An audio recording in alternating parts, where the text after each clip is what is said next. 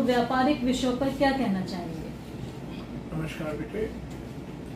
दरअसल में क्या है कि देश में 2014 में और उत्तर प्रदेश में 2017 में जी एक बड़ा परिवर्तन हुआ। राष्ट्रवादी सरकार देश में भी बनी और उत्तर प्रदेश में 15 सालों के अंतराल के बाद में योगी जी की सरकार बनी। जी देश के अंदर नए परिप्रेक्ष्य में राष्ट्रवाद के साथ ये चिंता होने लगी कि कैसे हमारा देश सशक्त स्वाभिमानी भारत के रूप में, आत्मनिर्भर भारत के रूप में आगे बढ़े और हम मिशन 2047 विकसित भारत के लक्ष्य को लेकर आगे बढ़े। जी तो जहाँ तक मैं कहना चाहूँगा कि मोदी जी ने सारी दुनिया को ये कहा कि भारत के अंदर युवा शक्ति, मातृशक्ति का सम्मान, तकनीकी क्षमता, किसानों की उत्पादन क्षमता, बाजारों की क्रय शक्ति जी असीमित है और हमारे यहाँ अगर माल बनेगा और सारी दुनिया में जाएगा तो निश्चित रूप से एक बेहतर क्वालिटी का माल भारत के द्वारा जब जाएगा तो एक अच्छा संदेश सारे विश्व में पहुंचेगा। और जब ये बात 25 सितंबर 2014 को अमेरिका में विश्व पंचायत में उन्होंने रखी थी भारत के बारे में बहुत सारी खूबियाँ, जी उसके बाद से अब तक सारी दुनिया ने भारत के जो जलवे को देखा है। मोदी जी सारे विश्व के नेता के रूप में उभरे हैं। हमारी विश्वसनीयता बढ़ी है। जी देश में अगर कहो तो गरीब का, गांव का, किसान का, मजदूर का, मातृशक्ति का, सभी का सम्मान और सभी के लिए जन कल्याणकारी योजनाएं आई हैं। जी सभी वर्गों के लिए सबका साथ सबके विकास का जो फार्मूला लेकर चले हम आगे बढ़े हैं। जी और देश में ये भी माना जा सकता है कि जो प्रयास हुए कि भारत के अंदर हम माल बनाएं, औद्योगिक हब हमारा भारत बने, जी तो उसमें हम सफल हुए हैं। औद्योगिक हमारे यहाँ उत्पादन बढ़ा है, उत्पादन बढ़ रहा है तो राजस्व भी बढ़ा है, डिजिटल लेन देन भी बढ़ा है, हमारा निर्यात भी बढ़ा है। जी हम रक्षा संसाधन भी भारत के अंदर सर्वश्रेष्ठ, दुनिया में जो सबसे अच्छे हो सकते हैं वो बना रहे हैं। जी आज सशक्त भारत सारी दुनिया के सामने। और मोदी जी ने आज लाल किले की प्राचीर से 3-4 दिन पहले साफ तौर पे कह दिया कि आप लोग स्वदेशी निर्माण की तरफ बढ़ो। जी स्वदेशी वस्तु यहाँ मिलती है, ऐसे बोर्ड लगाकर दुकानें खोलो। उनका सीधा सीधा अभिप्राय है कि हम गुणवत्ता युक्त सामान सारे देश में बनाएं और सारी दुनिया को हम भेजें। जी भारत एक शक्तिशाली, सबसे अच्छी अर्थव्यवस्था वाला देश बने। चौथे नंबर पर हम आ चुके हैं 11वें नंबर से, जी और हम तीसरे नंबर की ओर बढ़ रहे हैं। तो बहुत सारी चीजें इसी विषय में अगर देखा जाए तो योगी जी के आने के बाद में उत्तर प्रदेश में सुरक्षा, सम्मान, एक ऐसा माहौल जहाँ सुशासन के साथ पूरे उत्तर प्रदेश का विकास हो, यहाँ सड़कों का बड़ा जाल हो। अरे कितने सारे, पहले कुल 1.5 हाईवे बना था, अब 16-17 हाईवे कुछ बन चुके हैं, कुछ बन रहे हैं। एक हर जिले में वहाँ का घरेलू उद्योग बढ़ाया जा रहा है, वहाँ एक चिकित्सालय की व्यवस्था भी हो रही है, विद्यालय भी नए नए खुल रहे हैं। अनेकों प्रकार से देखा जाए तो शहरों का भी जो है मेट्रो चल रही है, शहरों को भी जो है आगे चमकाया जा रहा है। और इतना ही नहीं, आस्था के केंद्र के रूप में जब आप देखते हैं तो अयोध्या सारी दुनिया के लिए वंदनीय तीर्थ बन गई है। दुनिया के लोग आओ, अयोध्या तीर्थ क्षेत्र में घूमो और देखो कि भारत क्या है, आशीर्वाद पाओ वहां से। इसी प्रकार अगर काशी में जा रहे हैं तो भगवान शिव का आशीर्वाद लो और सौंदर्य भरी अद्भुत काशी नगरी के दर्शन करो।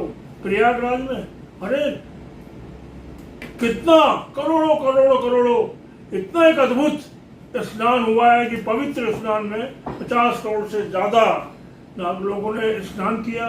तो मैं समझ सकता हूँ कि अब योगी जी का अगला जो योजना मुझे है लग रही है कि वो मथुरा वृंदावन का विकास है, संबल क्षेत्र का विकास है, जहाँ जहाँ संभव है आस्था के केंद्रों का विकास है, गौ माता की सेवा का उनका मन है, हर तरीके से गरीब की चिंता है, कृषि का किस तरीके से उत्पादन बढ़े। किसानों के पेमेंट की समस्या पहले सुनाई देती थी, अब सुनाई नहीं देती है। हर व्यक्ति का विकास हो रहा है। अब शुल्क नहीं लगता नौकरी में, अब लगातार नौकरियां मिल रही हैं और बिल्कुल योग्यता के आधार पर मिल रही हैं। तो ऐसा उत्तर प्रदेश, और उसे उत्तर प्रदेश में जैसा हम देख रहे हैं कि जिस भारत राज्य के अंदर हम हैं, एक नए भारत में नया उत्तर प्रदेश स्थापित हो रहा है। योगी जी के सभी सहयोगी बहुत अच्छे ढंग से काम कर रहे हैं। इसी प्रकार से मोदी जी ने जो एक विषय दिया स्वदेशी का, मैं उसी विषय पर आना चाहूंगा कि आज वो मुख्य विषय है।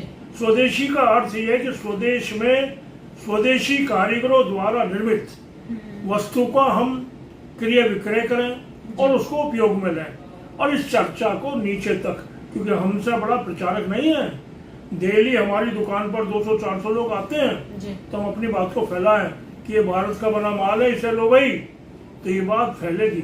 तो जहाँ तक स्वदेशी की बात है, स्वदेशी बढ़ेगा तो हर चीज बढ़ेगी। भारत एक नया भारत बन ही रहा है, बनेगा। लेकिन स्वदेशी के साथ साथ एक समस्या ये भी है कि विदेशी बहुत सारी कंपनीज हैं, वो ऑनलाइन माल बेचकर जो है हमें नुकसान पहुंचा रही हैं। हमारा ग्राम आधारित जो हमारी जो अर्थव्यवस्था है उसको नुकसान पहुंच रहा है।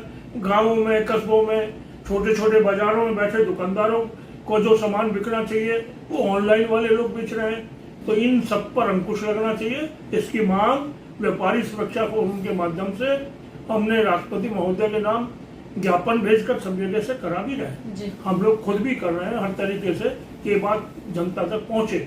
तीसरी बात ये है कि आजकल बड़ी चर्चा है, बिहार में कुछ लोग कह रहे हैं कि साहब यहाँ तो चुनाव ही चोरी कर लिया। ये सारी चीजों के ऊपर अंकुश लगेगा अगर पूरे देश में जैसे पुरानी व्यवस्था थी आजादी के बाद से, उसी समय लोकसभा के चुनाव, उसी समय विधानसभा के चुनाव, एक साथ चुनाव हो, एक ही पोलिंग स्टेशन है, एक जैसी ही एक लिस्ट बनी है, उस लिस्ट के आधार पर चुनाव हो रहे हैं। तो मुझे ये लगता है कि अगर पुनः एक राष्ट्र एक चुनाव की व्यवस्था आती है और जिस समय जो है मतदाता सूची तैयार होती है उसके अंदर जिस तरीके से भी कोई विदेशी अगर शामिल हो गए हैं, जब गलत तरीके से गलत लोगों को प्रभावित करके सब निकाल दिए जाए, उनकी भी जांच की जाए। एक ही केवल ये कि एक जो जिसकी वोट है, जो इस भारत का नागरिक है, वो अपना मतदान करे। सभी राजनीतिक दलों को बराबर अधिकार हो, एक अच्छे ढंग से लोकतंत्र मजबूत हो, और ऐसा लोकतंत्र जिसके अंदर हम आगे देखें कि तुरंत बाद ही जो हमारे स्थानीय निकाय हैं या पंचायतें हैं 15-20 दिन के अंतर में वो भी करा दी जाए। हमारा मत कहाँ पड़ेगा, कौन से विद्यालय पड़ेगा, कौन सी धर्मशाला में पड़ेगा, ये हमको पहले से पता हो तो निश्चित रूप से ये अगर होता है तो धन बचेगा। हमारे आर्थिक संसाधनों का जो नुकसान होता है, जो अपव्यय होता है, हमारी सारी मशीनरी चुनाव की वो केवल और केवल चुनावों में हिली रहती है पूरे साल, वो विकास में जुटेगी। हम लोग कहीं ना कहीं हर तरीके का चिंतन करेंगे कि यहाँ किस तरीके से कैसे और विकास हो सकता है। देश आगे बढ़ रहा है, देश पीछे नहीं है। मोदी जी के नेतृत्व में और हमारे सभी वरिष्ठ नेताओं के नेतृत्व में, चाहे अमित शाह जी हैं, राजनाथ जी हैं, हमारे विदेश मंत्री जी हैं, हमारे उत्तर प्रदेश के भी सभी नेता हैं, सभी लोग मिलजुल कर इस भारत के निर्माण में लगे हैं। वही मेरा ये कहना है कि विपक्ष ऐसी राजनीति कम करे जो उचित ना हो। केवल और केवल देश का हित सर्वोपरि मानकर ही राजनीति हो। देश ही सर्वोपरि रहेगा तो चुनाव भी ठीक होंगे, हर तरीके से लोकतंत्र भी मजबूत होगा, और ये देश हम जिस पर गर्व कर सकेंगे।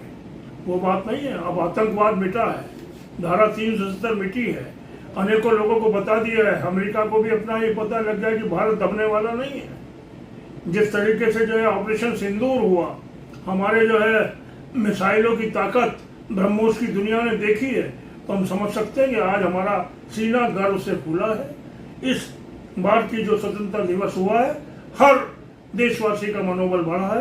मैं तो यही कहना चाहूँगा कि हमारे व्यापारी 23 तारीख को एक बड़ा कार्यक्रम दिल्ली में आयोजित हो रहा है। 15 जनपद पर जो अंबेडकर जी के नाम पर अंबेडकर इंटरनेशनल सेंटर है, वहाँ जो है एक व्यापारियों का व्यापारियों में भी व्यापारी नेतृत्वकर्ता पदाधिकारी पूरे देश के वहाँ रहेंगे, ताकि पूरे देश तक जो ये व्यापारी वर्ग है, ये राष्ट्र की वित्त व्यवस्था, वितरण व्यवस्था, परोपकार व्यवस्था की रीढ़ है, ये आगे बढ़कर काम कर सके। तो निश्चित रूप से ये बात फैले, तो इसके लिए कार्यक्रम हो रहा है। उस कार्यक्रम में आदरणीय श्री पीयूष गोयल जी जो हमारे वाणिज्य मंत्री हैं, आदरणीय श्री सुनील सिंघी जी जो पूरे देश के अंदर स्वदेशी का तंत्र की बात को जगह जगह जगह शपथ दिला रहे हैं, पूरी तरीके से प्रयास कर रहे हैं, हमारी दिल्ली की मुख्यमंत्री बहन रेखा गुप्ता जी, हमारे आदरणीय श्री ओम प्रकाश धनखड़ जी जो किसान नेता भी हैं, राष्ट्रीय नेता हैं, तो सब लोगों के साथ में अन्य भी व्यापारी, सभी व्यापार मंडल, सभी से अनुरोध है कि अपने प्रतिनिधियों को भेजें, देश भर के प्रतिनिधि वहाँ आए और अच्छे ढंग से इस देश के लिए हम लोग गर्व के साथ सीना उठाकर कह सकें कि व्यापारी संदेश सर्वोपरि भारत देश। बहुत बहुत धन्यवाद गोयल साहब, आपने व्यापार से जुड़े और देश हित से जुड़े बहुत से बिंदुओं पर चर्चा की। धन्यवाद।